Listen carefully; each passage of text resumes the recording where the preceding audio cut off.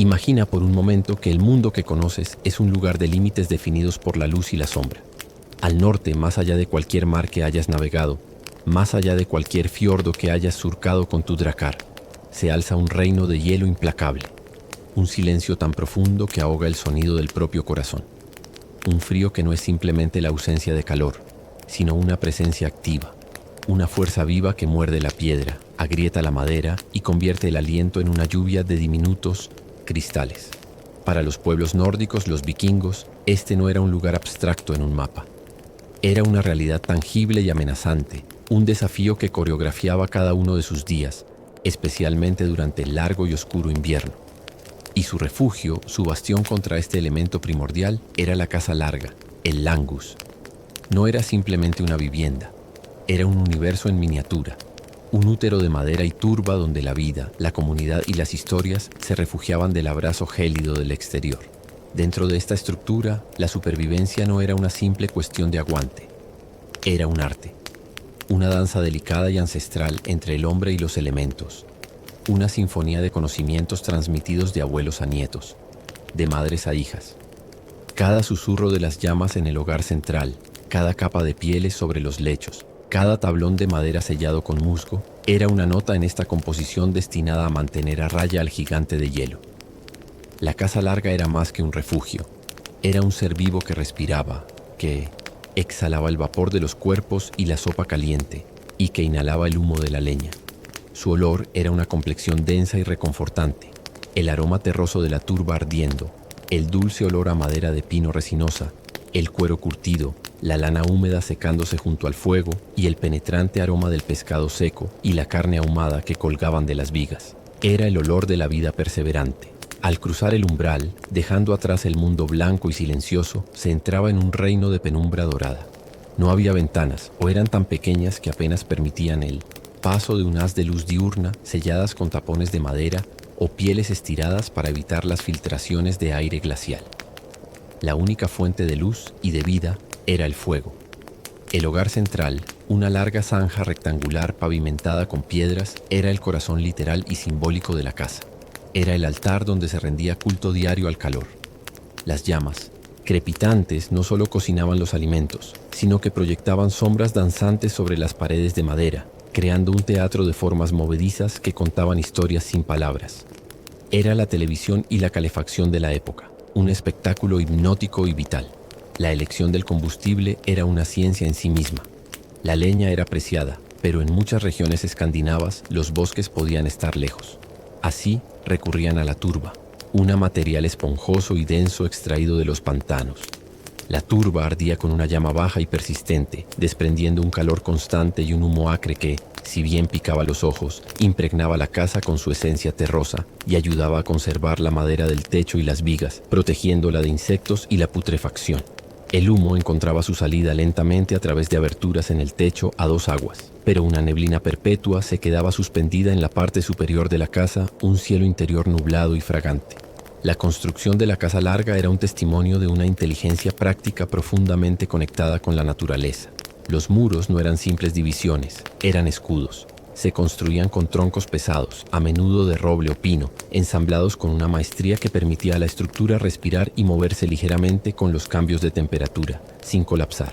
Los espacios entre los troncos se sellaban meticulosamente con una mezcla de barro, estiércol y musgo, un aislante, natural y eficaz, que bloqueaba los gélidos vientos que intentaban colarse dentro. El musgo, suave y esponjoso, era la lana de la tierra, y los constructores vikingos lo usaban con la misma reverencia con la que un tejedor maneja su hilado.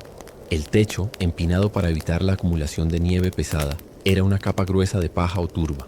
Un techo de turba, con el tiempo, podía echar raíces, cubriéndose de hierba y pequeñas flores en verano, integrando la casa completamente en el paisaje, como si la colina misma hubiera crecido para abrigar a sus habitantes.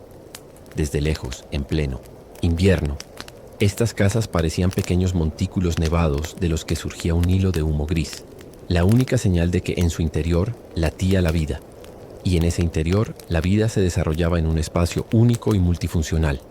No había habitaciones privadas ni pasillos. El espacio era comunal, un gran salón donde se comía, se dormía, se trabajaba, se celebraba y se moría.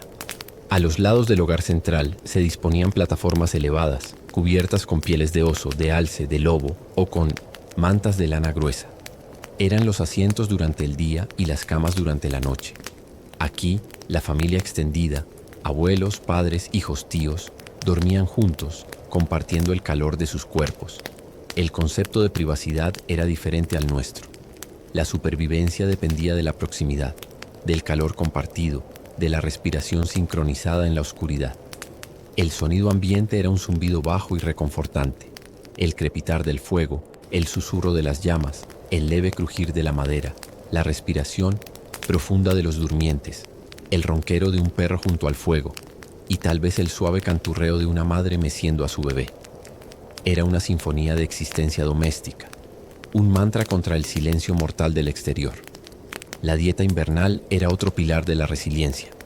El verano y el otoño eran temporadas de intensa actividad, no para la guerra, sino para la preparación. La caza, la pesca y la agricultura proporcionaban los excedentes que se preservarían con esmero. El pescado se secaba al viento y al humo hasta quedar duro como la madera, una reserva de proteínas que se podía masticar lentamente. La carne se salaba y ahumaba, colgando de las vigas como grotescos adornos que garantizaban el futuro. Las bayas se convertían en mermeladas espesas. Los granos se almacenaban en recipientes sellados, a salvo de roedores y humedad. Cada comida invernal era un recordatorio del trabajo realizado bajo el sol, un tributo a la previsión y a la diosa Freya, señora de la fertilidad y la abundancia, a quien se le rogaba para que bendijera las provisiones. Pero la batalla contra el frío no era solo física, era también espiritual y mental. La oscuridad exterior podía filtrarse en el alma, un fenómeno que hoy entenderíamos como la melancolía invernal o el trastorno afectivo estacional. Para los vikingos, la larga noche no era un vacío. Estaba poblada de espíritus, de mitos y de historias. Creían que el invierno era el tiempo en que los límites entre los mundos se hacían más delgados. No solo el mundo de los dioses, Asgard, y el de los humanos, Midgard, sino también el helado reino de los gigantes, Jotunheim, y la niebla sombría de Niflheim. El frío no era solo una condición climática, era el aliento del gigante de hielo Ymir, el primer ser de la cosmogonía nórdica, cuya muerte a manos de los dioses dio forma al mundo mismo. La escarcha en las vigas de la casa podía ser el toque sutil de una entidad del más allá. Por ello, las historias que se narraban junto al fuego no eran simples entretenimientos, eran armas contra la oscuridad interior. El skald, o el abuelo de la familia, con su voz ronca y grave, comenzaba a tejer tapices con palabras. Hablaba de las hazañas de Thor, el dios del trueno, de la fuerza bruta y protectora, que viajaba en su carro tirado por cabras a través del cielo, haciendo retumbar el trueno con su martillo Mjolnir, combatiendo a los gigantes de escarcha que amenazaban con congelar el mundo.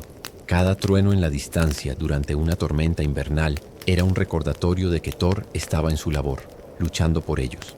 Hablaba de Odín, el dios de un solo ojo, el padre de todo, que colgado del árbol del mundo, Yggdrasil, durante 9 noches, había ganado el conocimiento de las runas.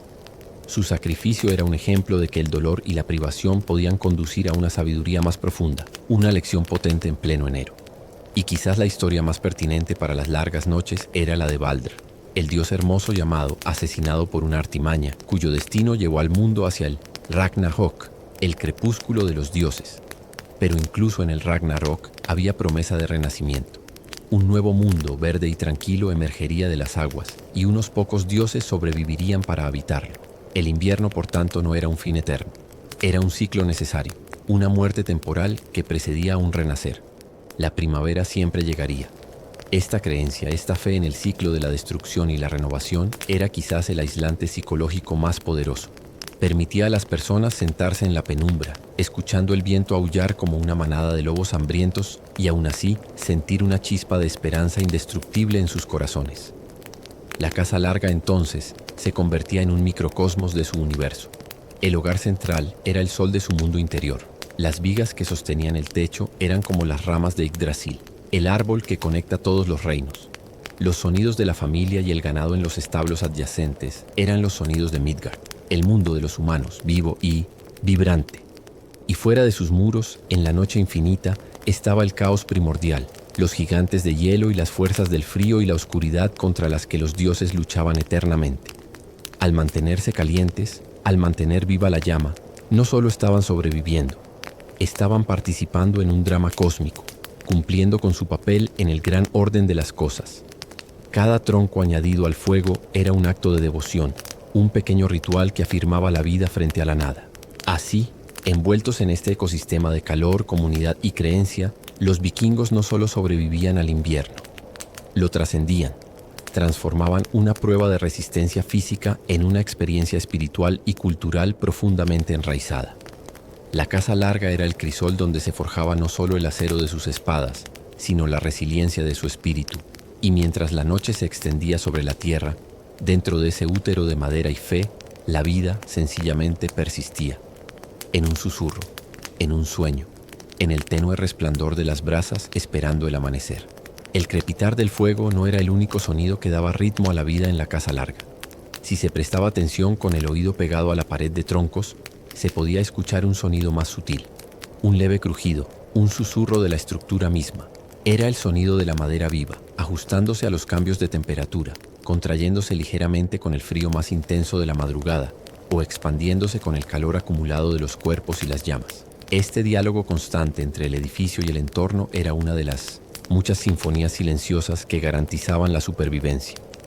La casa no era una cápsula estanca, era un organismo que respiraba con lentitud y entender su respiración era fundamental. La entrada a este santuario del calor no era un simple hueco en la pared. La puerta misma era un elemento crítico de diseño, una frontera fortificada contra el invasor invisible del frío.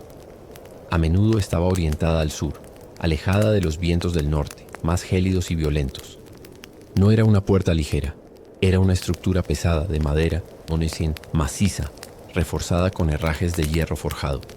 Pero su verdadero genio residía en los detalles invisibles.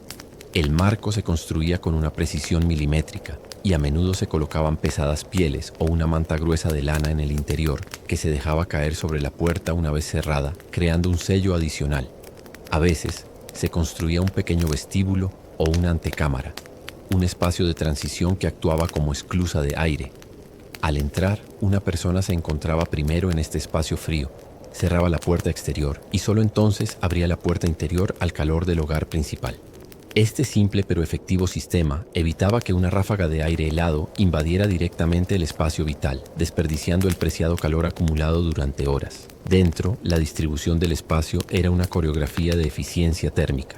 Las áreas para dormir, esas plataformas elevadas cubiertas de pieles, no estaban junto a las paredes exteriores donde el frío se filtraba con más facilidad. Se situaban más cerca del centro, alrededor del fuego. A menudo, justo al lado del hogar central, se encontraban los establos para los animales más valiosos o vulnerables. Vacas, cabras, quizás un caballo. Esta no era una mera cuestión de conveniencia. Era una estrategia de supervivencia profundamente inteligente. Los cuerpos de los animales generaban una cantidad significativa de calor corporal, una fuente de energía natural y constante que ayudaba a elevar la temperatura ambiente. Su aliento contribuía a la humedad del aire, contrarrestando la sequedad que podía provocar el fuego constante.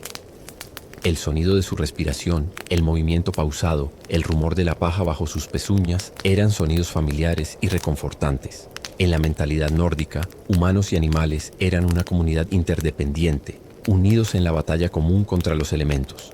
Separarlos en una noche glacial habría sido un lujo suicida. La ropa que vestían dentro de la casa no era muy diferente a la que usaban fuera, pero con capas de intimidad y adaptación. La lana era la reina. Las ovejas nórdicas, como la raza moderna islandesa, producían un vellón denso y aceitoso, lanolino, que poseía propiedades hidrofóbicas excepcionales. Esta lana, hilada y tejida por las mujeres de la casa, no solo abrigaba, actuaba como una capa aislante incluso cuando estaba húmeda. Una prenda de lana gruesa podía mantener el calor corporal de manera remarcable. Sobre la camisa de lino o lana llevaban túnicas y vestidos de lana más gruesa, y en los momentos de quietud, cuando el frío se hacía más penetrante, se envolvían en mantas y pieles. El calzado, normalmente de cuero, se quitaba para evitar traer nieve y humedad al interior, y los pies se cubrían con calcetines de lana gruesa o se acurrucaban cerca del fuego. La iluminación, como ya se ha mencionado, era tenue y dorada, proveniente del fuego. Pero también se utilizaban lámparas de aceite, simples recipientes de piedra o arcilla llenos de grasa animal o aceite de ballena, con una mecha de musgo o trapo. Estas lámparas proporcionaban una luz más localizada y estable para trabajos como la costura, el tallado de madera o la reparación de herramientas. La costura, en particular, era una actividad invernal crucial. Era el momento de remendar, de reforzar, de convertir pieles viejas en guantes nuevos o de tejer calcetines adicionales. Cada puntada era una defensa contra el frío futuro, un acto de amor y previsión. El sonido de la aguja atravesando el cuero o la lana era un ritmo constante, un recordatorio de que la preparación era una tarea eterna. La alimentación invernal giraba en torno a la cocción lenta y las bebidas calientes. Las grandes calderas de hierro o de cerámica colgaban sobre el fuego o se colocaban en las brasas, siempre con algún contenido. Un estofado espeso de carne seca rehidratada y raíces almacenadas como nabos o zanahorias. Una sopa de cereales y legumbres. Gachas de avena que podían cocinarse durante horas hasta alcanzar una consistencia cremosa y reconfortante. El pan, un pan denso y plano de centeno o cebada, se cocía en hornos de piedra anexos a la casa o directamente sobre piedras calientes en el hogar.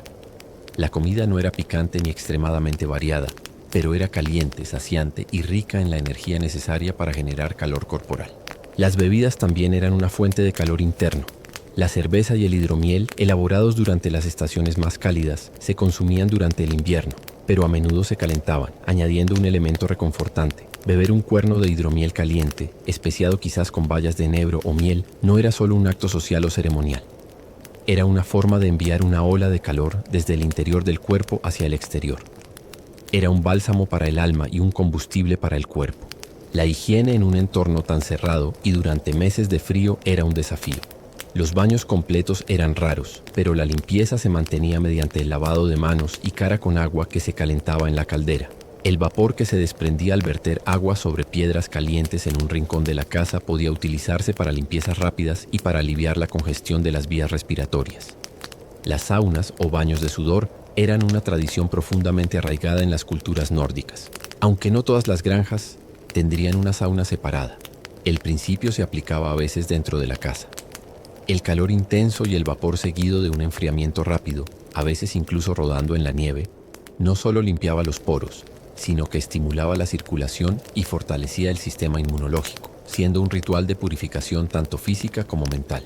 El sonido del viento fuera de la casa podía alcanzar un tono aterrador. Azotaba las paredes, silbaba a través de las grietas más minúsculas, hacía crujir el techo de turba. Podía sonar como un ser vivo, un Jotun o un espíritu maligno tratando de entrar. Para combatir este miedo atávico, además de las historias de los dioses, existían amuletos y símbolos de protección tallados en la madera de las vigas o en los postes de la cama. El martillo de Thor, Mjolnir, era un símbolo omnipresente.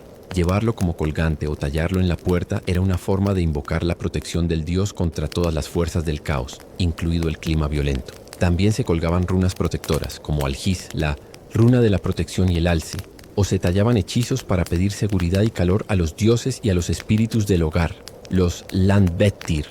Estos espíritus de la tierra eran tan importantes como los dioses del panteón. Se creía que vivían en las piedras, los árboles y los manantiales de la granja. Ofenderlos podía traer mala suerte, enfermedad o un invierno más duro. Por ello, se les dejaban pequeñas ofrendas. Un cuenco de la primera gacha del día, un sorbo de hidromiel derramado en el Botesin Plus, suelo cerca del poste central de la casa, que a menudo se consideraba su morada. Mantener una buena relación con estos espíritus era una parte esencial de la ecología espiritual que aseguraba la supervivencia del hogar. La rutina diaria en pleno invierno era lenta, dictada por la luz tenue que filtraba por las claraboyas. Las horas de luz solar eran escasas y preciosas, y se dedicaban a las tareas esenciales que requerían salir al exterior, cuidar a los animales en los establos anexos, cortar leña o turba, sacar la nieve acumulada frente a la puerta. Pero la mayor parte del tiempo se pasaba en el interior, en la penumbra. Era un tiempo para trabajos manuales, para la socialización tranquila, para la narración de historias y para la simple contemplación. No había prisa. El ritmo era el del fuego que consumía un tronco, el de la aguja que subía y bajaba, el de la respiración lenta y profunda de una familia en reposo. Esta lentitud forzada, lejos de ser una maldición, podía ser un regalo. Fomentaba la introspección, fortalecía los lazos familiares y permitía una conexión profunda con los ciclos naturales de los que dependía su existencia.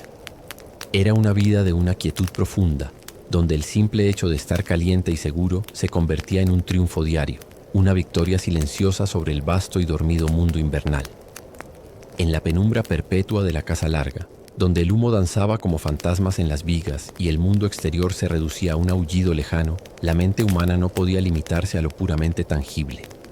El frío y la oscuridad prolongados eran un caldo de cultivo para la vida interior, un lienzo vasto donde la imaginación, la espiritualidad y los sueños se entrelazaban para crear un mundo tan real como el de la piedra y la madera. Para los vikingos, este periodo de encierro no era un tiempo muerto, era un tiempo sagrado, un descenso a un reino interior donde se podía conversar con los dioses, descifrar los mensajes del destino y navegar por los mares oníricos de la profecía. El sueño en este contexto no era un simple descanso reparador, era un estado alterado de conciencia, un viaje. Creían que durante el sueño el hugr, una parte del alma, análoga a la mente o al espíritu, podía abandonar el cuerpo y viajar libremente. Podía visitar lugares lejanos, encontrarse con los fylgjur, espíritus guardianes en forma animal, o recibir advertencias y visiones de los difuntos.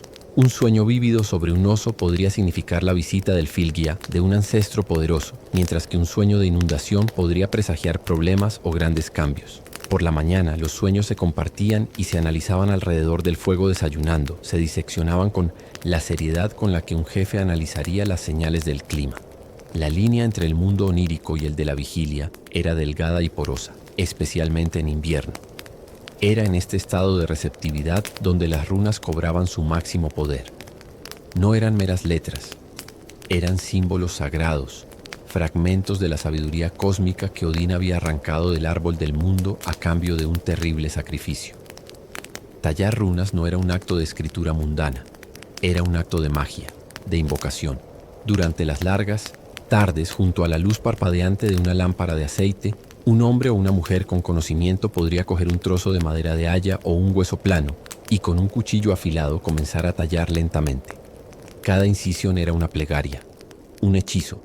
No se tallaban frases largas, se elegían runas específicas por su poder inherente. Para la protección y el calor del hogar se podía tallar Algis, Ico, la runa del alce, un símbolo de Minotesimpas, defensa activa que desviaba el mal, como un escudo contra las influencias gélidas y los espíritus dañinos que acechaban en la noche. Para asegurar la salud y la vitalidad de la familia durante los meses de enfermedad, se podía utilizar Urus, la runa del Uro, el poderoso buey salvaje, que representaba la fuerza bruta, la salud y la resistencia viril. Y para fortalecer los lazos del clan y la armonía dentro de la casa, Gebo, la runa del regalo y la asociación, era una elección poderosa, un recordatorio de que la supervivencia dependía de la generosidad y la reciprocidad. Estos talismanes rúnicos se colgaban sobre la puerta, se colocaban bajo los colchones de piel o se llevaban en bolsitas de cuero cerca del corazón. Eran una tecnología espiritual, una forma de proyectar la voluntad humana sobre el caos potencial del mundo. El proceso de tallado en sí mismo, lento y meditativo, era una forma de mindfulness ancestral, una manera de enfocar la mente y canalizar las intenciones en la quietud forzada del invierno. Junto a las runas existía la figura del Folba, la vidente. Era una mujer de gran respeto y a veces de temor, que poseía el don de ver el Orloj, el destino tejido. En una sociedad donde el futuro era tan incierto como la próxima cosecha, su habilidad para desentrañar los hilos del destino era invaluable. En pleno invierno podía ser invitada a una casa larga para realizar un Saidr, una ceremonia de adivinación. La escena era profundamente atmosférica. La volva, quizás vestida con una capa adornada y llevando un bastón de madera, se sentaría en un sitial elevado. A su alrededor, la familia se reuniría en silencio, sus rostros iluminados por el fuego, expectantes. Ella entraba en un trance, a veces ayudada por cánticos monótonos o por el sonido rítmico de un tambor. Su espíritu viajaba cruzando los puentes hacia otros reinos. Desde allí, podía responder a las preguntas más apremiantes. ¿Sería lo suficientemente larga la provisión de grano? ¿Sobreviviría el rebaño al deshielo? ¿Llegarían a salvo los hombres, que habían partido en un viaje de comercio? Sus palabras, a menudo crípticas y llenas de metáforas mitológicas, eran luego interpretadas con gran cuidado. Una visión de un águila podía significar noticias veloces. La mención del barco de los muertos, Naglfar, podría ser una advertencia de un fallecimiento próximo. Este ritual no generaba pánico, sino una especie de resignación preparada. Conocer el destino, aunque fuera duro, era preferible a la incertidumbre. Dotaba de un marco narrativo, por sombrío que fuera, a la lucha por la supervivencia. Esta inmersión en lo espiritual y lo onírico también moldeaba su concepción del tiempo. El invierno no era una línea recta hacia la primavera, era un círculo, un ciclo de muerte y renacimiento reflejado en sus mitos más profundos. La historia de la diosa Idún, guardiana de las manzanas de la juventud eterna, era particularmente relevante. Cuando el pícaro dios Loki permitió que Idún fuera secuestrada por un gigante, los dioses comenzaron a envejecer y debilitarse. Sin sus manzanas, el invierno se cernía sobre Asgard, no un invierno estacional, sino uno eterno, la senectud del cosmos. La recuperación de Idún por parte de los dioses no era solo un rescate, era la garantía de la renovación del mundo, la promesa de que la vitalidad siempre regresa después de la decadencia. Así, cada día que pasaba en la Casa Larga, cada noche superada, era un pequeño reflejo de este drama cósmico. El fuego que luchaba contra la oscuridad era el dios Frey, señor de la paz y la fertilidad, enfrentándose a los gigantes de escarcha. La familia unida y resistente era la propia tribu de los dioses, los Aesir, defendiendo su fortaleza contra las fuerzas del caos. Esta mitologización de la experiencia cotidiana transformaba lo mundano en épico. Pelar un nabo no era una tarea trivial.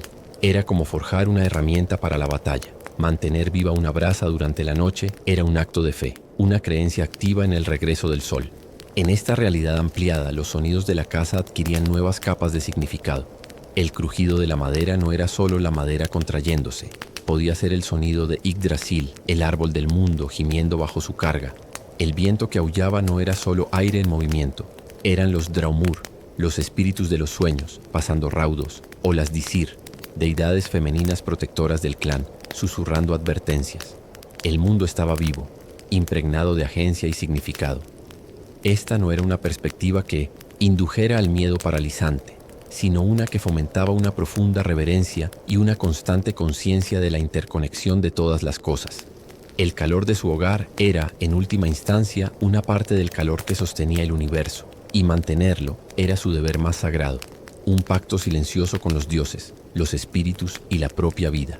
Con el paso de las semanas, la nieve fuera de la Casa Larga se acumulaba formando suaves y redondeados montículos, enterrando el mundo conocido bajo un manto blanco e inmóvil. El silencio exterior se había vuelto absoluto, un vacío acústico que hacía que los sonidos del interior, el latido del corazón, el suspiro de un durmiente, sonaran con una claridad extraordinaria. Dentro, el aire era denso, una mezcla envejecida de humo, sudor, lana húmeda y el dulce y amargo aroma de la fermentación. La vida se había replegado por completo hacia adentro, no solo en el espacio físico, sino también en la psique colectiva. Era en este punto del invierno, cuando la primavera era aún una promesa lejana y abstracta, cuando la verdadera fortaleza de la comunidad se ponía a prueba y forjaba su carácter más profundo. La monotonía podía ser un enemigo tan insidioso como el frío. Los días se repetían con una variación mínima, una coreografía de necesidades básicas: alimentar el fuego, alimentar a los animales, alimentar a la familia. Para combatir la languidez mental y el desánimo, la mente humana recurría a sus herramientas más antiguas: el arte, la música y el juego.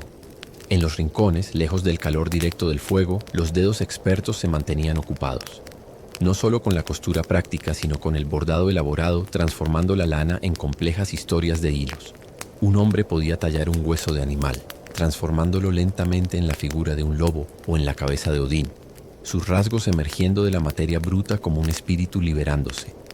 Estos no eran simples pasatiempos, eran actos de creación en un mundo aparentemente paralizado, afirmaciones de que la belleza y la cultura podían florecer incluso en las condiciones más austeras. La música surgía de la penumbra, no con orquestas, sino con una intimidad conmovedora.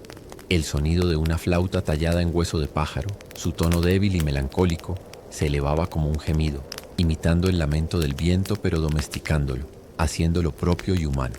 Una langspiel, un instrumento de cuerda, simple, podía rasguearse con un arco, produciendo una melodía rítmica y hipnótica que invitaba a un tarareo bajo o a un balanceo sutil del cuerpo. Y estaban las canciones. No siempre eran sobre dioses y héroes. A menudo eran canciones de trabajo, ritmos para hilar o batir la mantequilla. O eran nanas, las más antiguas y universales, donde una madre, meciendo a su hijo en una cuna colgada de una viga, Canturreaba sobre el sol estival, los campos verdes y las aguas cálidas, pintando con su voz un paisaje onírico de verano en el corazón del invierno para arrullar a su pequeño hacia un sueño seguro. Los juegos también tenían su lugar. Piezas de juego hechas de asta o madera, tableros rayados en una piedra plana, el Anefatafel o el juego del rey, eran pasatiempos estratégicos que consumían horas. Estas partidas no eran solo competiciones, eran ejercicios de táctica y paciencia, microcosmos de los conflictos y alianzas del mundo. Exterior. Las apuestas eran bajas, quizás un trozo de pan de centeno extra o el privilegio de no limpiar los establos por un día, pero la inmersión era total. Reunidos alrededor del tablero, jóvenes y viejos, hombres y mujeres, compartían un espacio mental, desafiándose, riendo en voz baja, tejiendo los lazos sociales que mantenían unido al grupo. En este entorno, los roles de cada miembro de la familia se definían con una claridad que daba propósito y estructura. Los ancianos, cuya fuerza física podía haber disminuido, eran los depósitos vivientes de la sabiduría. Su valor no estaba en su capacidad para cortar leña, sino en su memoria. Eran las bibliotecas de la comunidad, los que recordaban qué hierba podía aliviar una tos persistente, cómo interpretar el vuelo de los pájaros al final del invierno para predecir el deshielo, o la historia completa de cómo él, abuelo de todos ellos, sobrevivió al Fimbulwinter, el gran invierno de 3 años que precede al Ragnarok. Su voz, ronca y pausada, era el hilo que conectaba el presente con un pasado mítico y ancestral, dando profundidad y continuidad a la lucha actual. Las mujeres eran las arquitectas no reconocidas de esta resiliencia diaria. Su dominio era el Inangard, el espacio interior ordenado y domesticado. Gestionaban las provisiones con una precisión de estadista, sabiendo exactamente cuánto grano quedaba en el barril, cuántos quesos colgaban de las vigas y cuándo era el momento de racionar más. Estrictamente. Supervisaban la transformación de las materias primas en bienes vitales. Hilaban la lana, tejían la tela, curtían las pieles, elaboraban el queso y la cerveza. Su trabajo era una red invisible que sostenía toda la estructura de la supervivencia. Y quizás lo más importante eran las guardianas del clima emocional de la casa. Una palabra amable, una canción, un gesto de consuelo podía levantar el ánimo de una familia entera en un día particularmente sombrío. Los hombres, mientras tanto, se ocupaban del Utangard, el mundo exterior salvaje y caótico, incluso cuando este mundo se reducía al perímetro inmediato de la casa. Su tarea era la defensa física, palear la nieve para evitar que bloqueara la puerta o colapsara el techo, aventurarse en el bosque cercano si el tiempo lo permitía, para cazar un alce o un uro que proporcionara carne fresca y tan necesaria, y mantener las herramientas y las armas en perfecto estado.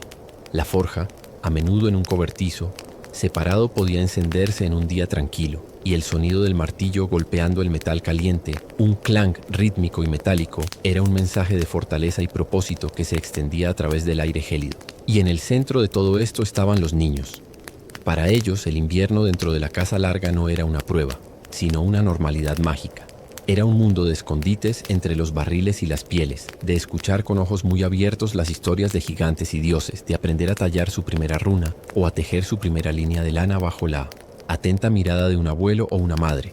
Aprendían no a través de lecciones formales, sino por ósmosis, absorbiendo las habilidades, las creencias y las canciones que les permitirían, a su vez, convertirse en los guardianes del hogar en inviernos futuros.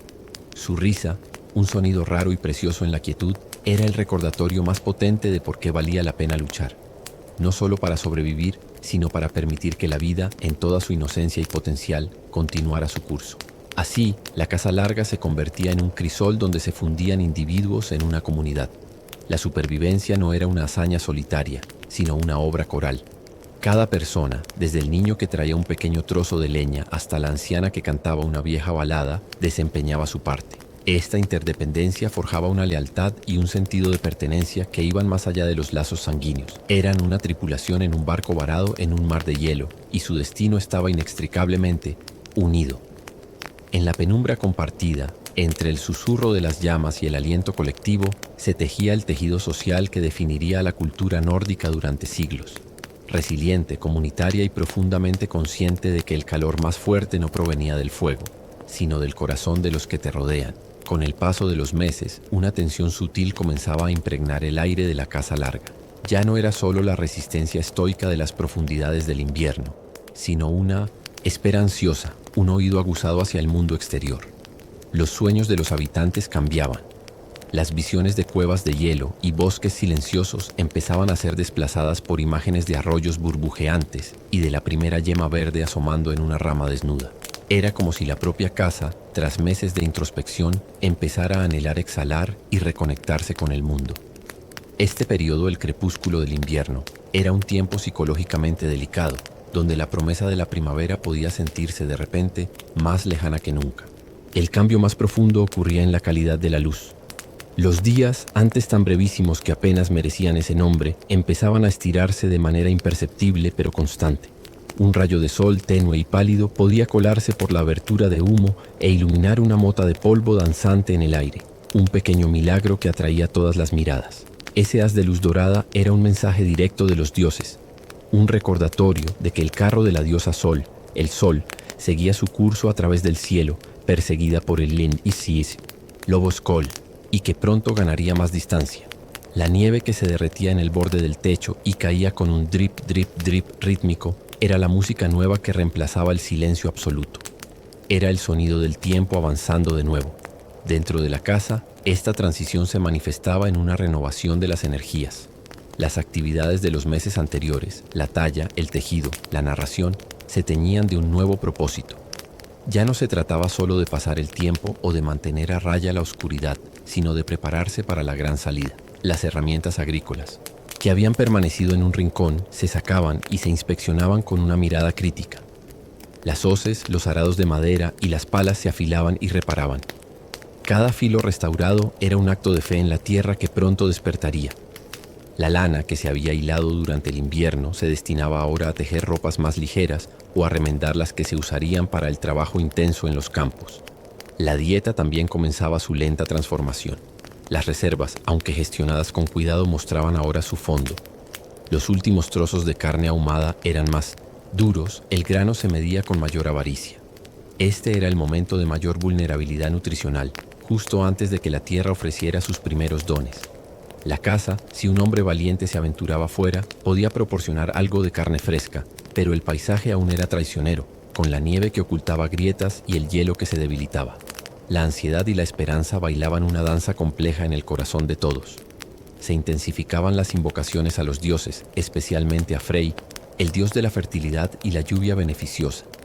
Se le podía ofrecer una última copa de hidromiel derramada en el suelo helado cerca del poste de la casa, una plegaria silenciosa para que bendijera la semilla que pronto se plantaría. En este limbo estacional, la función de las historias evolucionaba. Ya no se contaban solo para proteger del frío exterior, sino para canalizar la ansiedad por el futuro. Las sagas narradas adquirían un tono diferente. Se hablaba de los grandes viajes, de los primeros colonos que llegaron a Islandia o Groenlandia, de cómo navegaron a ciegas hacia lo desconocido guiados solo por las estrellas y el coraje. Estas historias resonaban profundamente. La primavera era en sí misma un viaje hacia lo desconocido. ¿Sería el deshielo rápido o lento? ¿Las crecidas de los ríos arrasarían los campos? ¿Habría suficientes animales para repoblar los rebaños? La incertidumbre del viaje marítimo era una metáfora perfecta de la transición que estaban a punto de vivir. Los niños, sensibles a este cambio de humor, se volvían más inquietos. Sus juegos se expandían desde los rincones oscuros hacia la zona central, más iluminada por la luz que entraba por la puerta, que ahora se abría con más frecuencia para ventilar la casa del humo acumulado. Sus preguntas cambiaban de ¿por qué hace tanto frío? A ¿cuándo vendrá el verano? Y en respuesta se les contaba la historia de Skadi y Njord. Skadi, la gigante del invierno, diosa de la casa y las montañas nevadas, se casó con Njord, el dios del mar, el viento veraniego y la costa fértil, pero su matrimonio fue infeliz. Skadi anhelaba el silbido del viento en las montañas, mientras que Njord no podía dormir lejos, del sonido de las olas. Al final, acordaron pasar parte del año en la montaña de Skadi y parte en la costa de Njord. Este mito explicaba poéticamente el cambio de las estaciones. El invierno era el tiempo de Skadi en el mundo, y la primavera significaba el regreso de Njord, trayendo consigo las brisas cálidas y las lluvias que alimentaban la tierra. Esta narración no era un mero cuento. Era una lección de ecología y de aceptación. Enseñaba que el invierno y el verano, como Skadi y Njord, eran fuerzas complementarias, cada una necesaria y con su propio lugar en el orden del mundo. No se podía tener una sin la otra. El frío y la oscuridad del invierno hacían que la luz y el calor del verano fueran tan dulces y apreciados. Esta perspectiva ayudaba a enmarcar la experiencia no como un sufrimiento, sino como una fase esencial de un ciclo eterno y sabio. En las últimas semanas, la casa larga misma parecía despertar. El aire que entraba por la puerta ya no era una cuchillada gélida, sino una brisa fresca que traía el olor a tierra, húmeda y nieve derretida, un aroma embriagador después de meses de oler solo humo y cuerpos. El sonido de los pájaros, primero un gorjeo tímido y luego un coro cada vez más confiado, atravesaba las paredes. Era la señal más esperada. Los espíritus de la tierra, los Landvetir, estaban despertando de su letargo invernal. Y así, en este amanecer del mundo, los habitantes de la casa larga comenzaban su propia transición.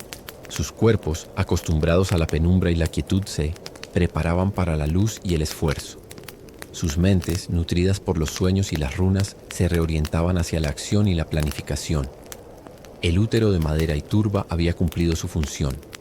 Los había protegido, nutrido y fortalecido, no solo físicamente, sino también espiritualmente. Les había recordado que eran parte de una cadena de generaciones, de un cosmos vivo y de una comunidad cuyo vínculo se había templado en el frío. Pronto cruzarían el umbral, no como los mismos que entraron meses atrás, sino como sobrevivientes, como guardianes de un conocimiento ancestral, listos para sembrar, construir y navegar de nuevo, llevando en sus corazones el eco silencioso y reconfortante del invierno. El susurro de Skadi que prometía que, tras el trabajo y el calor del verano, el refugio de la penumbra los esperaría una vez más. Finalmente, llegaba el día en que la puerta de la casa larga se abría de par en par, no solo por un momento para ventilar o realizar una tarea urgente, sino para quedarse así. El mundo que recibía a sus habitantes era un mundo transformado, bañado en una luz que ahora resultaba casi dolorosa para unos ojos acostumbrados a la penumbra. El aire, frío pero no mortífero, olía a tierra desnuda, a agua corriente y a vida renaciente. El gran silencio blanco había sido reemplazado por un concierto de agua goteando, de pájaros trinando y del leve crujido de la nieve que se retiraba, vencida. Aquellos que salían parpadeando bajo el pálido sol de principios de primavera no eran los mismos que se habían refugiado meses atrás. Llevaban consigo, tatuado en el alma, el eco de la madera, el humo y la comunidad. La casa larga, ahora vacía de su constante humo y del bullicio de la vida encerrada, revelaba sus secretos a la luz del día. Las paredes de troncos mostraban la pátina oscura y resinosa de meses de calor y humo, un conservante natural que había endurecido la madera contra los elementos. Las pieles que cubrían las plataformas para dormir olían a humo y a humano, un olor que pronto se airaría al sol. El hogar central, por primera vez en mucho tiempo, estaba frío, sus cenizas grises y silenciosas. Era un espacio en transición que se preparaba para su función de verano, más almacén y taller que corazón vital. Pero su trabajo estaba hecho. Había sido el crisol. El conocimiento forjado en su interior no era un conjunto de datos que se archivaba hasta el próximo invierno. Era una sabiduría viva que se aplicaba de inmediato. La previsión aprendida de la gestión de las escasas provisiones se aplicaba ahora a la siembra, calculando cuánto grano plantar para el próximo invierno y cuánto guardar como semilla. La paciencia cultivada durante las largas horas de tejido y tallado se transfería a la meticulosa labor de limpiar los campos de piedras y preparar la tierra para la siembra. La resiliencia espiritual, fortalecida por los rituales y las historias, se convertía en la fuerza para enfrentar las nuevas incertidumbres. Una helada tardía que podía matar los brotes jóvenes, lluvias excesivas que podían pudrir las raíces. Los lazos comunitarios, reforzados hasta un punto casi simbiótico, se extendían ahora más allá del umbral de la casa. Las familias vecinas, que también emergían de su encierro invernal, se reunían. No había grandes celebraciones todavía, sino encuentros tranquilos, intercambios de noticias, de preocupaciones sobre las provisiones y de semillas. La experiencia del invierno era un vínculo compartido. Una familia que hubiera pasado una temporada particularmente difícil, quizás por una enfermedad o la pérdida de un animal valioso, podía contar con el apoyo de los demás. El concepto de Inangard, el espacio interior ordenado, se expandía para incluir toda la comunidad, uniéndola contra las fuerzas del Utangard, el caos exterior que, aunque ahora era verde y fértil, seguía siendo impredecible. Las creencias y los mitos que habían poblado la penumbra también se transformaban con la luz. Thor ya no era solo el protector contra los gigantes de escarcha, sino el dios, que traía las tormentas de verano que regaban los campos. Frey, invocado en silencio durante los meses más oscuros, era ahora el centro de las plegarias abiertas, pidiendo por la fertilidad de la tierra y los animales. Las runas de protección talladas en las vigas de la casa seguían allí, pero su función sutilmente cambiaba. De proteger contra el frío mortal, a proteger contra la mala fortuna en la casa o contra las plagas en los cultivos. La espiritualidad nórdica era profundamente práctica, y sus dioses eran facetas de una misma realidad natural que incluía tanto la tormenta de nieve como la lluvia benéfica. Los niños, liberados al fin, corrían por los campos húmedos, sus pies descalzos sintiendo el barro frío por primera vez en meses. Para ellos, el contraste era mágico. El mundo había pasado de ser una única habitación llena de sombras a un universo vasto y lleno de posibilidades. Pero en su juego llevaban las semillas del invierno. Construían pequeñas casas con ramas y barro, imitando el langus que los había protegido. Sus canciones eran ecos de las nanas y las baladas que habían escuchado junto al fuego. Habían internalizado el ritmo de la vida, la necesidad del refugio y la alegría de la comunidad. Con el paso de los años y luego de las generaciones, este ciclo se repetía incansablemente. La casa larga envejecía. Sus troncos podían ser reemplazados, su techo de turba renovado, pero su esencia permanecía. Se convertía en el eje alrededor del cual giraba la vida de una familia, un clan. En su interior, incontables inviernos dejaban su marca imperceptible.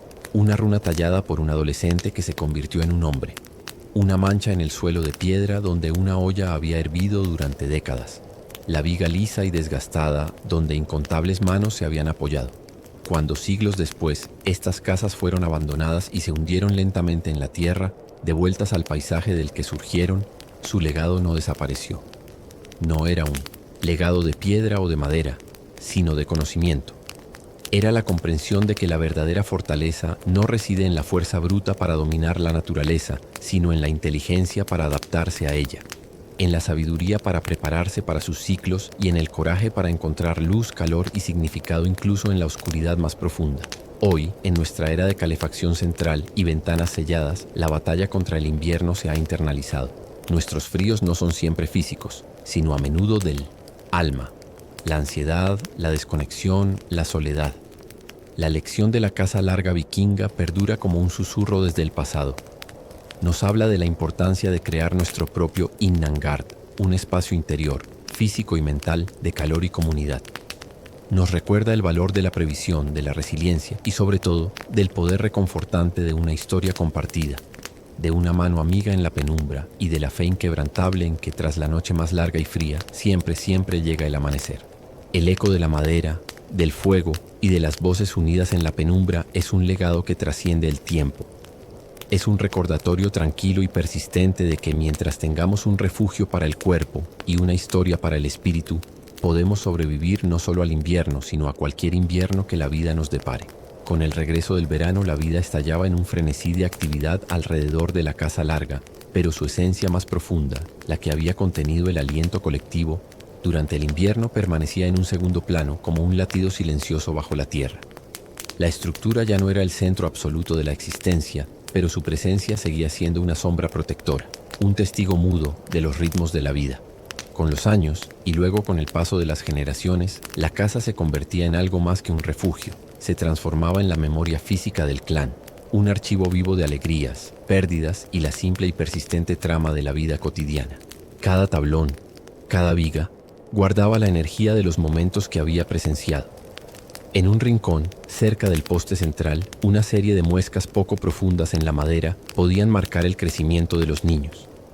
Cada solsticio de verano, el jefe de la familia tallaba una nueva línea, y los pequeños se acercaban espalda contra la madera áspera para medir cuánto habían crecido desde el último año. Esas marcas eran un testimonio silencioso del tiempo que fluía dentro de aquellas paredes.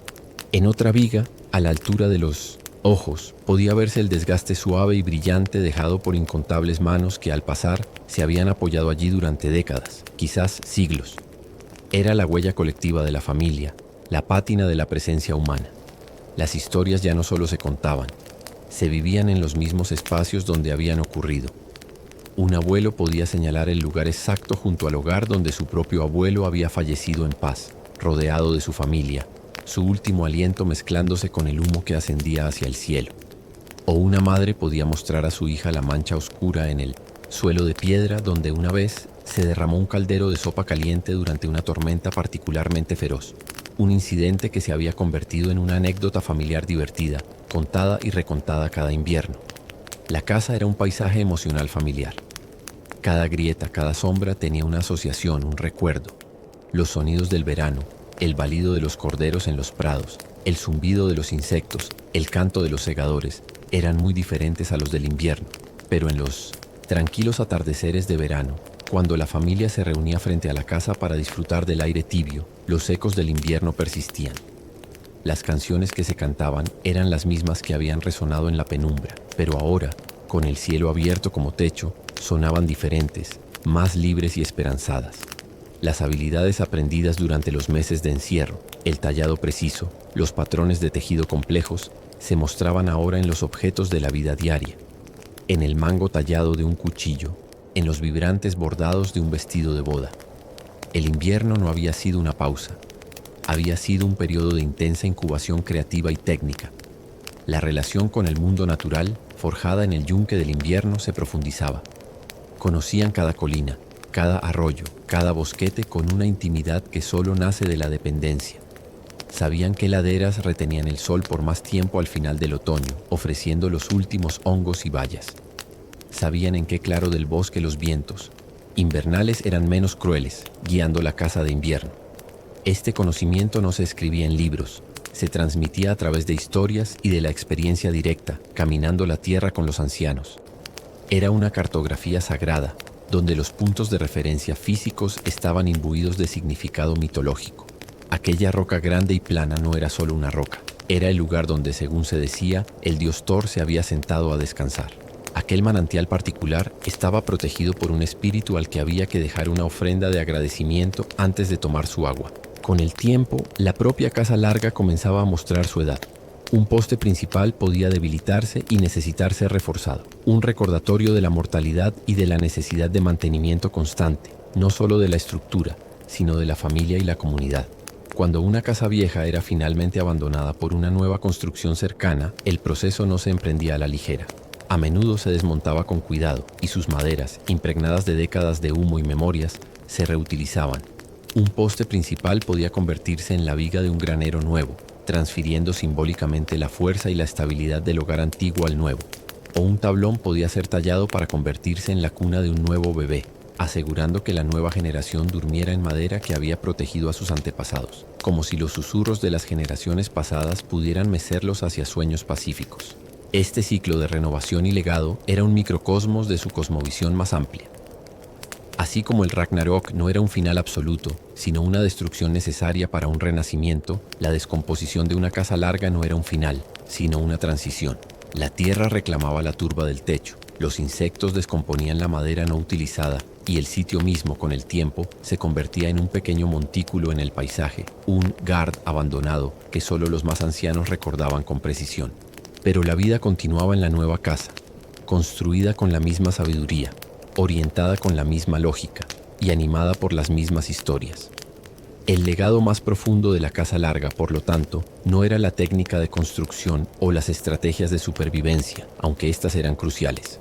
Era la mentalidad que forjaba, una resiliencia profundamente arraigada, una paciencia nacida de observar ciclos más largos que la vida humana, y una comprensión visceral de que el individuo solo prospera dentro del contexto de la comunidad y en armonía con el mundo natural.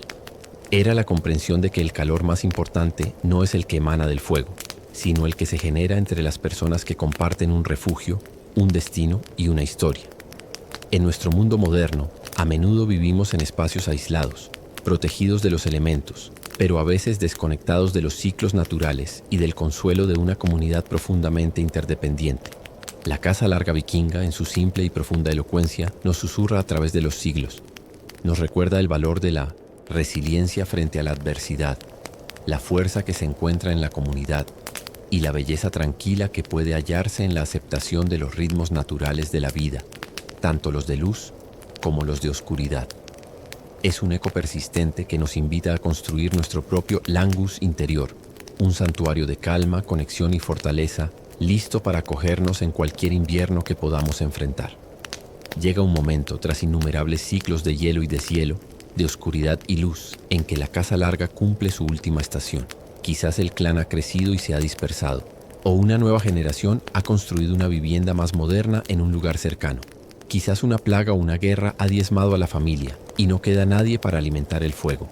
O simplemente, la vieja estructura, tras décadas de servicio fiel, inclina sus vigas hacia la tierra con un suspiro final de cansancio. El proceso de abandono no es dramático, sino gradual y melancólico, como la lenta caída de una hoja en otoño. El último invierno que la casa acoge es diferente a todos los anteriores. El humo que sale por la abertura del techo es más tenue. El crepitar del fuego no ahoga por completo el sonido del viento que ahora se cuela por grietas que ya nadie repara. El ambiente dentro ya no tiene la misma densidad de vida. El olor a lana húmeda y sopa caliente es reemplazado por el aroma de la madera envejecida y el polvo. Los bancos para dormir están medio vacíos y las historias que se cuentan son más que nunca recuerdos de un pasado vibrante. El último guardián de la casa, quizás un hombre o una mujer mayor, camina por el espacio vacío, su mano acariciando las vigas desgastadas, recordando cada muesca, cada mancha, cada susurro que las paredes guardan. Cuando llega la primavera, no hay una salida triunfal. La puerta se cierra con un chirrido final y no se vuelve a abrir. Los elementos pacientes y persistentes comienzan su lenta reclamación. La lluvia y la nieve encuentran el camino a través del deteriorado techo de turba. El musgo y los líquenes, que antes cubrían el exterior como un abrigo, ahora trepan hacia el interior, cubriendo el suelo de tierra y las bases de los troncos. Los insectos empiezan su labor silenciosa, royendo la madera debilitada. Los pequeños roedores anidan en los rincones oscuros donde antes los niños jugaban a esconderse.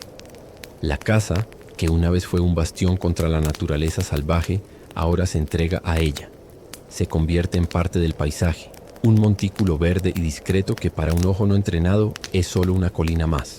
Pero incluso en su descomposición, la casa larga no pierde su significado. Se transforma en un lugar de memoria. Los miembros del clan que pasan por allí, quizás de camino a los campos de verano o a un ting, asamblea, disminuyen el paso. Miran el montículo cubierto de hierba y sienten una punzada de respeto y nostalgia. Cuentan a sus hijos: ahí es donde tu bisabuelo nació. O, en esa casa nuestra familia sobrevivió al gran invierno de la hambruna. El sitio se carga de una cualidad sagrada, no por un dios en particular, sino por la presencia de los antepasados. Se convierte en un vínculo tangible con el pasado, un recordatorio físico de la fragilidad de la vida y de la fuerza de la continuidad. Con el paso de los siglos, la madera se pudre por completo y la turba del techo se funde con la tierra. Lo que queda es solo un ligero contorno rectangular en el suelo, un fantasma de la estructura que una vez existió. Para los arqueólogos del futuro, estos restos serán un tesoro. Los agujeros de los postes, la zanja del hogar central, fragmentos de cerámica y hueso. A través de ellos, reconstruirán las dimensiones de la casa, la dieta de sus habitantes, sus herramientas. Pero lo que no podrán recuperar del todo es la esencia intangible, el peso del aire en una noche de ventisca, el susurro de las canciones de cuna, la sensación de seguridad al escuchar la respiración de la familia reunida, el olor a humo y sueños. Esa esencia, sin embargo, no se pierde del todo. Se transmite no a través de la madera o la piedra, sino a través de la cultura que forjó. Impregna las sagas islandesas, donde la descripción de un gran salón y el valor de la hospitalidad son temas centrales. Resuena en las tradiciones nórdicas modernas de Hygge, la búsqueda consciente de la comodidad y la calma, que es un eco lejano del arte de crear un refugio acogedor contra el frío exterior. Vive en el respeto por la naturaleza, la resiliencia frente a la adversidad y la importancia de la comunidad que caracterizan a los descendientes de aquellos pueblos. La casa larga, en su silencio final, nos deja una última y profunda lección: que los monumentos más perdurables no son siempre los de piedra, sino los que se construyen en el corazón humano. El verdadero refugio no es solo la estructura que nos protege de la tormenta, sino el sentido de pertenencia, las historias que nos contamos y el calor que generamos juntos. La casa física puede desaparecer, convertirse en polvo y en tierra, pero el eco de la vida que albergó, el susurro de las generaciones que encontraron calor, en su penumbra, eso perdura. Es un legado de resiliencia y comunidad que, como el fuego que una vez ardió en su corazón, puede ser avivado una y otra vez, iluminando la oscuridad en cualquier época, en cualquier lugar, recordándonos que, mientras haya un relato que contar y una mano que sostener, nunca estaremos completamente a merced del frío.